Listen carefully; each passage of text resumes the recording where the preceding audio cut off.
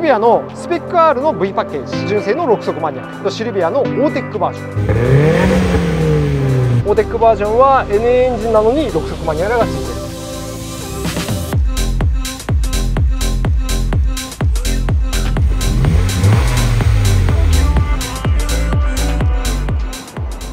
はい、よし君こんにちは。こんにちは。今日は5月の19日2時3分、気温は28度。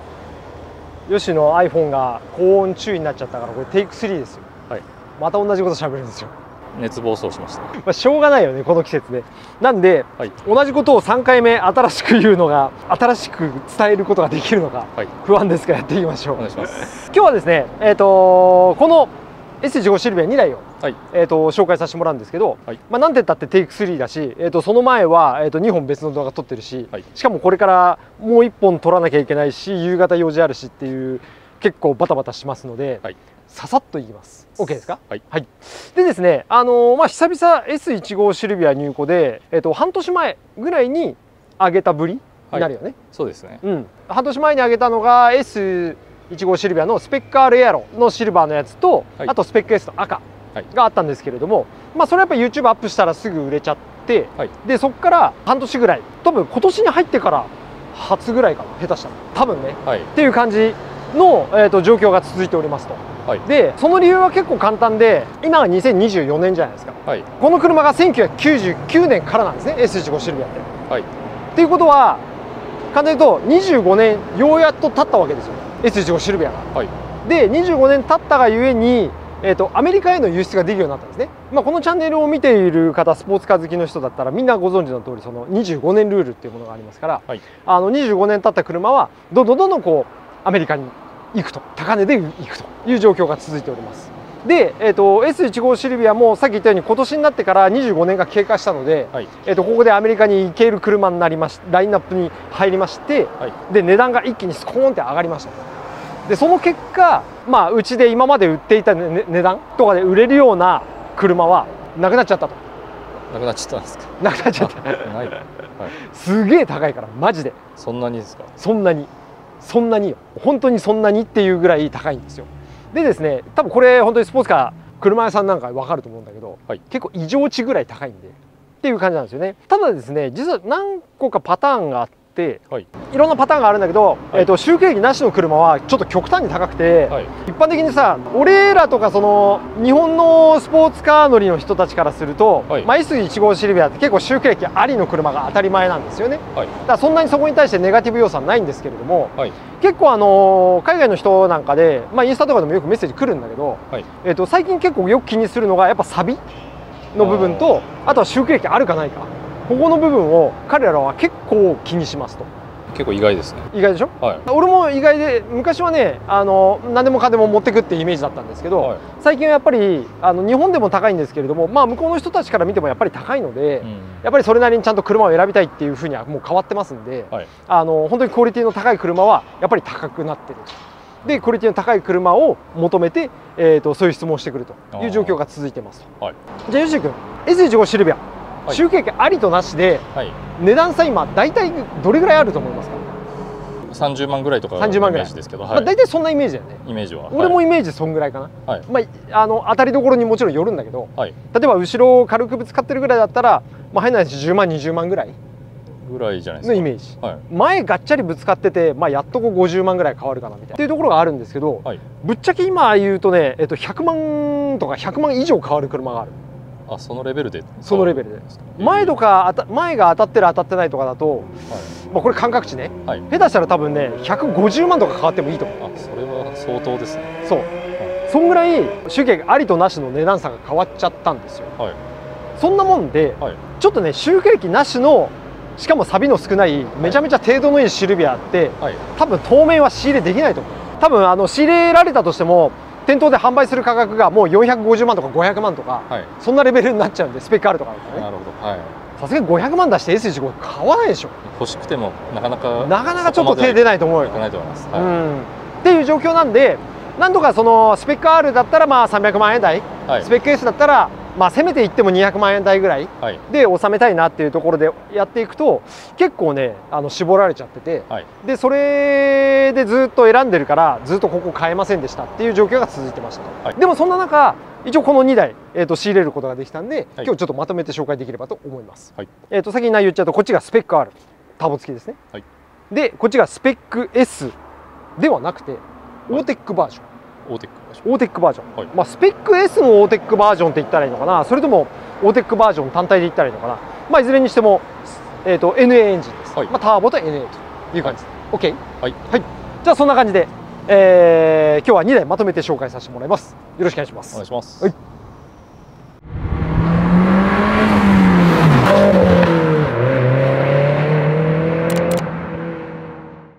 じゃあよし君そんな感じでやっていきましょう。まあ改めましてなんですけれども、車の内容を先ちょっとご説明して、で1台目2台目を簡単に紹介させてもらえればと思います。まず1台目、これがですねシルビアのスペック R の V パッケージ、で走行距離がね14万8100キロ、シフトは純正の6速マニュアル、で、さっき言ったように周期歴なしはちょっと高すぎて買えないので、こちらの車は周期歴ありという形になってます。で今度こっち平成12年式2000年式だね、の、シルビアのオーテックバージョン、オーテックバージョン違い分かる？オーテックって言ったらスポーティーな感じじゃないですか。まあスポーツカーだね。まあまあでもいいよ、そんな感じよ。後で細かいの説明するわ。じゃあ、そうオーテックバージョンで、走行距離こっちはね少なくて9万600キロで、たださっき言ったように周期歴なしは買えないので、こちら周期歴ありという2台を紹介させてもらえればと思います。でですね、じゃあ早速こっちからいきましょう。まあ内容はさっき説明した通りで、外装じゃあまず見ていこうかな。内容的にはエアロアルミマフラーインタークーラーぐらいのちょっとしたライトチューンみたいな感じの車になっています。でしかもね前のオーナーさんは女性オーナーの方がね13年ぐらい乗られてたらしくて、これで女の人が乗ってたって考えたら結構かっこいいよね。かっこいいですねっていう感じですよね。でエアロはイングスっていうメーカーのエアロがフロントサイドリアバンパータイプね、がついていて、でマフラーは柿本がついてると。で、ホイールに関してはワークの17インチに、車庫調に関してはテインの車庫調という感じになっております。でまあパッと見目立つ大きな傷はなくて、バンパーも比較的、ちょっとこの下擦り傷あって、触るとザラザラしてるぐらいだけど、がっつり割れてるとかっていうのは特になくて、ヘッドライトの曇りはちょっと気になるかな。そうですね。もうちょっと綺麗にしてあげたいねっていうところはありますと。で横回ってもらうと、ホイールもこれ結構古いモデルだからやっぱ色あせ出ちゃったり傷とかもあるけどね、タイヤは2020年で、山もまだありそうなのでこれはそのまま使えそうな感じですね。っていう感じです。でここかな、一番大きい傷っていうと、これ直してないんだけどさ、エアロの割れねと、これもし気になる人がいればうちでも直せるので行ってもらえればと思います。ここもひびあるから、そうだね、バンパー1本塗っちゃった方がいいかもね。そうですね、っていう感じでございました。であとはテールランプがユーロテールっていうんですか、に変えてあるという感じですね。車外ですね。かっこいいですね。かっこいい。ノーマルの方が好きだけどヨッシーはあれだからね、何でもかんでもかっこいいとかいいっていう癖があるからね。変わってればかっこいいという感じで、ちょこっと傷はあるものの、大きなへこみやら擦り傷やらはないので、外装のクオリティとしては結構いいんじゃないかなと思います。OK ですね。で次じゃあ今度内装行ってみましょう。よいしょ。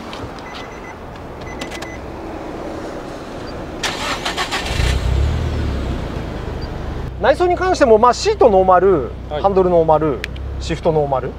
だから社外品でいうと、このナビももうだいぶ古いからね、多分使えないと思っちゃった方がいいよね。でここについてる追加メーターももうなんかあさっての方向向いちゃってるからさそうここら辺なんかは一旦やり直した方がいいのかなとは思いますけどね。珍しくでもこいつのメーター、純正のブーストメーター、これは普通に動いてるね。これも結構ね動かなくなっちゃうんだけどね、あとはブーストコントローラーも EVC ついてるけど電源入らないな。なんかここら辺は一回買ってもらうときは綺麗にしてあげた方がいいんじゃないかなとは思います。ダッシュボードとかも綺麗だし、内装は綺麗だね。ハンドルもあんまり擦れてないしね。結構清潔感あっていいんじゃないでしょうか。そう、あとねシートのねここにスレがあるんだよ。ここほら、ちょっとわかる。でまああんま気にならないかなっていう感じで、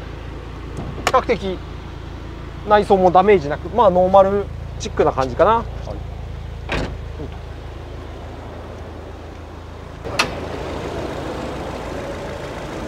でエンジンルームはこんな感じで、まあ、クスコのタワーバーが入ってるのと、あとはメーカーがちょっと分かんなかったんだけど、ステンレスの駅間にこれ HPI かなと思ったけどマークないから多分違うと思うんだよな。駅間にね、アペックスのエアクリーナー入ってて、ラジエーターはノーマルかな。でインタークーラーも H ケースのインタークーラーが入ってるという感じで、まあ、ノーマルプラスアルファぐらいっていう感じじゃないでしょうかね。であとは SR20 はまあここ、まあ、オイル漏れ、ここら辺からよくオイル漏れするけど、ちょっと多分これ拭いた後だよな。バツクリーナーとかで多分綺麗にして出品してんだろうね。ちょっとにじみはあるから、まあやっぱりこれも納車前にはパッキンとか変えてあげた方が良さそうな車じゃないかなと思いますね。まあ大体ここ漏れるんで、そのまま乗れる車はほとんどないと思ってもらったらいいんで、でいつものトヨタと違って日産車ですから、やっぱりここねチェックしたいところですけど、特段気になるところ、まあちょっとここシール割れあるけど、まあ大丈夫じゃないかなという感じです。向こう側を見てもらって、あ、ここはでもあれだな、ちょっと出てるの分かる。ここもよく出るのよ、この裏側、こっち側大丈夫だねっていう感じでした。でこの車ね、修復歴に関しては、フロントの左のクロスメンバーって、ここからこう出てるのよ、下にね、フレームがあって、でそこのここの先端板金跡があるのよ。これ多分ね見えるかな、分かるかな、こっちからじゃないと分かんない。この指先のここ分かる？ここの部分ちょっと黒くなってるの分かるかな。まあ要はここの部分の先端に手入ってるんで、修復歴ありにしてありますと。なんかねこの車の過去の評価シートみたいなのあるじゃん、鑑定書みたいなさ、あるじゃん、グー鑑定とかさあります。そう、過去の鑑定書あったのよ。でここのこと指している修理跡って書いてあるんだけど、そこの鑑定では修復歴はね一応なしになってた。なし。そうだから結構ここって微妙で、このクロスメンバーの先端、だから先っぽだから別に気にしないんで修復歴なしっていう評価をする鑑定もあれば、いや言ってもクロスメンバーはフレームだよねっていう考え方で修復歴ありにするところもあって、でまあうちだと基本はもう白か黒か分かんないのはもう黒にしちゃうみたいなところあるんで、まあこれはもう修復歴ありにしてますけれども、一応その鑑定書多分ね写真ホームページ上げてたかな、それにも載ってるんだけど、そっちではね修復歴なしになってたんだよね。そういう微妙なラインの修復歴。そう微妙なラインっていう感じです。まあでもさっき言ったようにありかなしかで、さっきの100万円違うじゃん。こんな微妙な修復歴だったら、ありにして100万円安かった方がよくない？まあそうなりますね。ってなっちゃうでしょ。っていう感じなんで、結構そういうところを狙っていかないと、もう多分 S15 シルビアなかなかきついんじゃないかなと思ってますね。じゃあ次行きましょう。まあ次はトランクルームと、まあ下回りですか。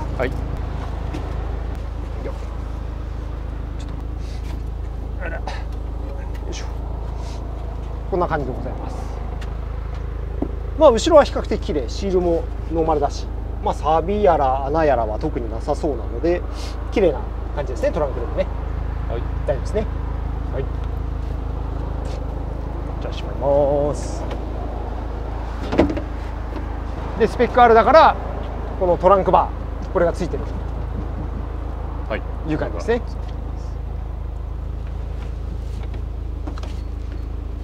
で最後下回り見てみますか。まあ普通、あでもそんなに錆びないね。いいんじゃない、いいと思います。こんな感じですか。じゃあマフラーサウンドチェックいきますか。お願いします。今日は2台あるからさ、ちょっとサクサクいかないといけないね。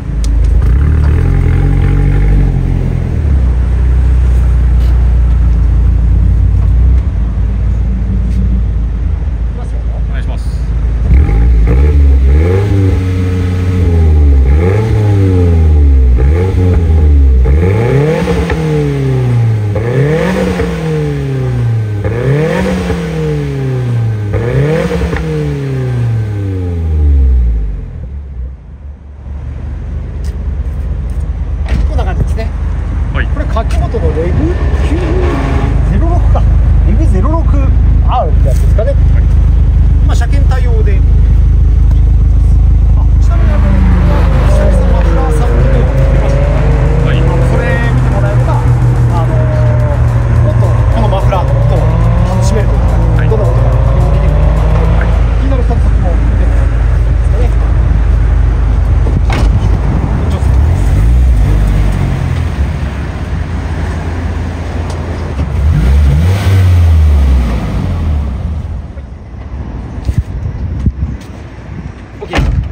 1台目こんな感じで、スペック R でございましたと。OK ですか？はい。じゃあよし君そんな感じで、じゃあ今度2台目いきましょう。2台目の内容を改めてお伝えすると、平成12年式4月登録、西暦でいうとだから2000年ですね。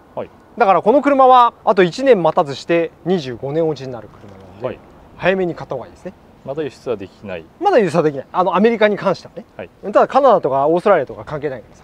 さ。っていうところはありますと。でグレードはさっき言ったようにオーテックバージョン、スペック S の NA エンジンをベースに、オーテックがチューニングした車になりますね。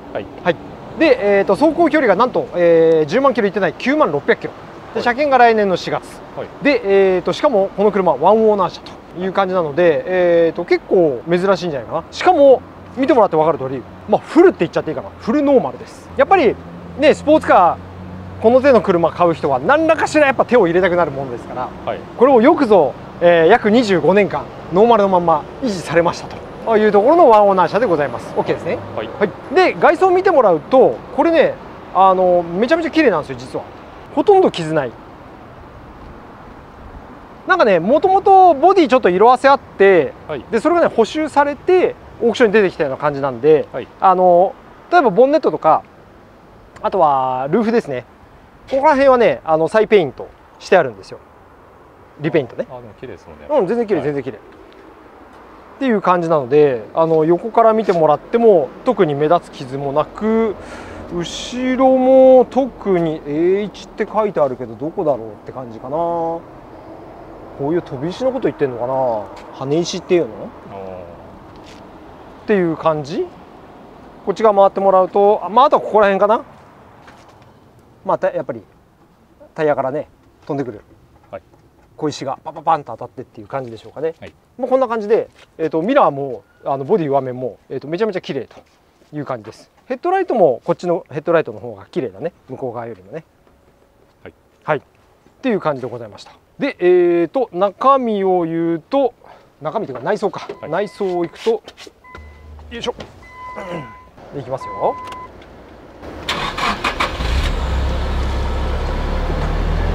そうで内装も、全くノーマル。これもね純正オプションのケンウッドのオーディオ当時のやつ、っ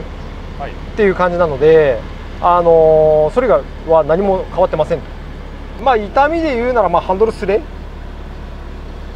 ちょっとあったりとか、シフトノブもちょっと傷んでたりとか、こんぐらいかな。だか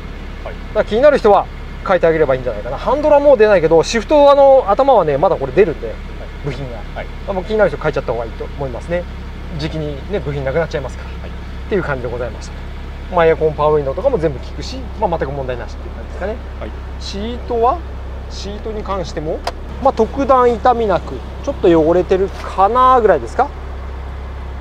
でも全然綺麗だよね。っていう感じでございました。 OK ですか？これ肝心なこと言い忘れてた。オーテックバージョンはまず何が違うか、 NA のスペック S とね、何が違うかというと、これ6速マニュアルなんですよね。そう、スペック R と同じ6速、1速2速3速4速5速6速っていう感じで、あとリバースがこっちという感じで、スペック R と同じミッションになってますね。スペック S は5速マニュアルなんだけれども、オーテックバージョンは NA エンジンなのに6速マニュアルがついてる。これが一つ大きな違いという感じになってますね。でもう一つは、次エンジンルームですけど、よいしょ。オーテックバージョンの一番大きな違いは、やっぱこのエンジンなんですよ。例えばさ R32 の時にもオーテックバージョンってあって、あとはステージアとかにもオーテックバージョンあったでしょ。ありました。あったよね。ああいうのはさ、エンジンをまるっとその GTR のエンジンを積んじゃって、チューニングしてるっていうような、そういう仕様だったのね。でもこの S15 シルビアに関してはススペック R のターボエンジンを使わず、あえて NA エンジンをチューニングしてるっていうところがちょっとポイントかな。で純正のそのスペック S の馬力って165馬力なんだけど、それをオーテックバージョンはカム変えてロム変えて足首とか変えて200馬力までパワーアップしてるんですよ。でエンジンヘッドカバーは S15 の中では唯一赤ヘッドがつくのがこのオーテックバージョンという感じになってます。であとは駅間にねこのエキゾスマニホールドね、これは富士壺製のがついてるんですけれども、このオーテックバージョンは富士壺製のこの駅間にがこれが標準装備っていう感じです。でこの車の修復液はリアなので、フロント周りは特に当たりなくて、ストラット周りなんかも、特に綺麗だし全く問題ないという感じですかね。 OK ですか。そう2台ともねこれはねサビ少ない方じゃないかなと思います。でちょっとアクセルパンパン開けるけどさ、やっぱ NA チューンなんで結構吹き上がりとかは軽くていいんじゃないかなと思いますね。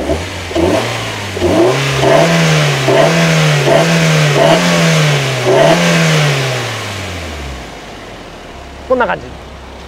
リアマフラーとかねノーマルなんだけど、やっぱ駅間にが入っててエンジンがこうカムとかも変わってるんで、吹き上がりはこうパンパンパンパン軽く上がっていくような印象じゃないかなと思いますね。OK ですか。で次はさっき言ったようにこの車修復液リアなので、トランク側から見てもね多分これ分かんねえんじゃないかな。ちょっとこれ立ち起こしちゃう。分かるね。そうこの中見てもらうとこれねここバックパネル、でこっちトランクフロアのバックパネルこれ交換してあるんですよ。だからこのシールが純正と違うんですよ。分かりますって言っても分かんないよね。分かる。後ろから多分何らかぶつかって、この後ろのパネルぶつかってて、ここのパネル交換してあるからシーラーっていうんだけどさ、こういうのやり直してありますよっていうのがあって、でこれ下から覗くと分かるんですけど、こっちから覗いてもらってそっちから取ってもらった方が一番分かりやすいかな。ここからここの部分、ちょっと黒くなってるの分かる。黒いですね。でしょ、そうここが修理した後ね。でバックパネルさっきの後ろ側のパネルだけだったら修復液にはならない。だけどこっち側のトランクフロアの方までこれ手が入ってるんで、これは修復液ありという扱いになってると、一応そういう車になります。ただ見てもらって分かる通りこの一番後ろの後方部なんで、全然気にしないでいいんじゃないかなっていうのが僕の主観という感じです。さっき言ったようにこれぐらいで100万変わるんだったら100万安くこっち買った方が絶対いいんで、っていうのがあってこういうのを仕入れてきてるっていう感じですかね。こうか。そうなんですよ。だから結構このオーテックバージョンはね、うちでも人気でさ、入ると結構毎回すぐ売れちゃうんだよね。一見ね絶対的な馬力はさ、スペック R の方があるから、そっちの方が売れるのかなって思いきや、ね NA エンジンとはでチューニングアップしたとはいえ200馬力だからさ、そんなにぶっちゃけ速くないのよ。直線スピードでいうならば、なんだけどやっぱここのオーテックっていうこの名前とやっぱ実際やっぱそういったところが作る車の楽しさっていうのは格段に上がってるんで、結構人気はあるかなっていう感じですね。オーテックバージョンで違うのはさっき言ったエンジンの中身とミッションだけで、基本的に外装はねほぼノーマルなんですよ。だから外装だけ見てオーテックバージョンって分かる場所は本当にあのステッカーぐらいじゃん、サイドの、それ以外はほとんどノーマルなんでっていう感じでした。一応マフラーサウンドこっちも聞いておきます。お願いします。こっちはノーマルだからね。いきますよ。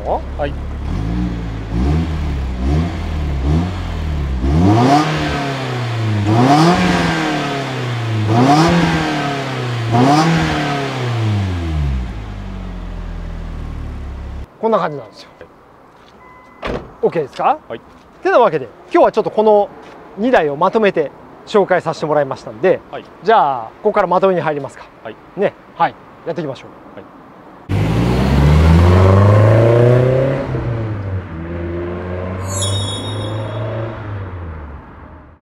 やっていきましょう。やっていきましょうじゃない、もう締めです。終わりです。今日紹介させてもらったのはこちらの2台のシルビアですね。まとめて紹介させてもらいました。1台目はこっちの車、2002年式、平成でいうと14年式のシルビアのスペック R の V パッケージ、走行距離が14万8000キロ、純正6速マニュアルで車検は今年の8月だ、あと3ヶ月ぐらいか、だからまあ買う人は新しく取り直してもらった方がいいんじゃないかなと思います。で修復歴は左フロントに、まあ軽くありって言ったらいいかね、っていう感じでございました。さっき説明したいところで言うと、前オーナーさんは平成23年からだから13年前から所有してたのかな。13年前から女性の方が所有されてて、記録簿もね結構細かくあって、平成20年22年23年とか123456778枚ぐらいあるのかな、まあ、結構それなりに点検やられてた車なんで、まだ内外装も綺麗だし、点検もやられてたし、ちょこっといじってあるし、結構バランス取れたいい車なんじゃないかなと思います。で、値段に関してもさっき言ったようにその、ね、500万だ600万だとかっていう価格レンジじゃなくて、多分この車は350万ぐらいだと思います。多分もうホームページアップしようかなぐらいのタイミングなんで、値段今日つけてパッてアップするんですけど、確か350万ぐらいでもう買える値段になってるんで、まあまあここら辺まででしょっていう感じだと思います。僕の勝手な感想ですけど、値段的にね、まあこれ以上上がるとちょっときついよねっていう感じじゃないかなと思います。で、2台目がこっちシルビアのオーテックバージョンですね。こっちは距離少なくて9万飛んで600キロ、年式が平成12年式の4月、25年落ちまで残りわずかという感じですね。車検は来年の4月なんで、まあ、すぐ乗れちゃいます。で、修復歴はこっちはありだけど、こっちはリアですね、のフルノーマル車で、こっちは取説保証書、記録簿もこっちも一応9枚ぐらい残ってるのか、まあ、スペアキーとかも全部揃ってるという感じの車でした。じゃあ一応今日はこんなところで、終わりたいと思いますが、よし君なんか質問あれば。シルビア、久しぶりに入庫したんで、これを逃したら結構遠いですか？じゃあ次。なるほどね。まあ半年ぶりだからね。そうなんですよ。半年ぶりなんです。いやでもいい質問で、これを逃したら、うちじゃ買えないって言った方がいいかな。買える目処は立ってない。立ってない、全く立ってない。で、相場ってあるじゃん。で、お客さんはなおさらだけど、お客さんの中でも特に昔からこの年代を知ってる人たちはさ、昔の値段を知ってるわけじゃないですか。そうですよね。だからそういう人たちからすると、今の中古車価格って高いよねっていうのがありますよね。でも僕らは商売ですから、今の価格相場も知ってるわけですよ。今の価格相場を知ってる、トレンドを知ってる中でも S15 シルビアちょっと高すぎじゃねっていうところなんですよ、実際の相場が。さっき言ったように僕の想定よりも本当100万とか150万とか上のことがあるんですよ。あれっつって、なんか車屋さんなのにこんなに相場とずれることってあるみたいな、ちょっと自信なくなるぐらい相場がずれてるっていうのがあります。で、じゃあその相場感を俺が合わせて、さっき言ったようにそのまあ修復益なしで程度良ければ500万のプライスあるよね、スペックあるって話になったとして、で相場もそれぐらいあるよねってなったとしても、さすがにそっちにはもう俺合わせいかないかなっていう感じ。要はそういう車は買わないって話になっちゃうんですよね、どんなに程度が良くても。って思ってるんで、なかなかやっぱこういうその都合がいい車、多少軽く当たってるけど修復歴あるけど、でもそこ問題ない、でなんとなく僕のイメージの中で200万円台で NA300 万円台で、ターボが買えるぐらいの価格レンジで仕入れようとすると結構厳しくなってくる。でさらに言うといつも言ってるね、そのストラット周りの錆だなんだっていう話があるじゃないですか。だからそういう話もなってくるんで、なかなかちょっと逃すと難しいんじゃないかなっていうのはあります。まあ、頑張って仕入れますけど、だからなおさらそのねチェイサーたくさん買い取り入ってきますけど、ぜひ S15 シルビア乗ってる方がいらっしゃった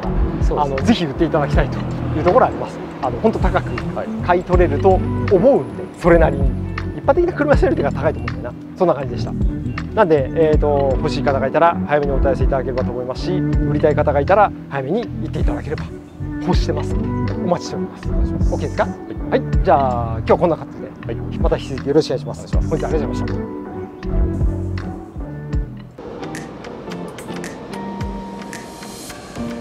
こちらのチェイサー、社外品もそれなりについて、LSD まで入ってるので、コンディション的にはかなりいいんじゃないかな。でホームページにアップしようかなと思ったらお客様いらっしゃって、これなんすか乗ってないけどめっちゃ綺麗じゃんっていう話で、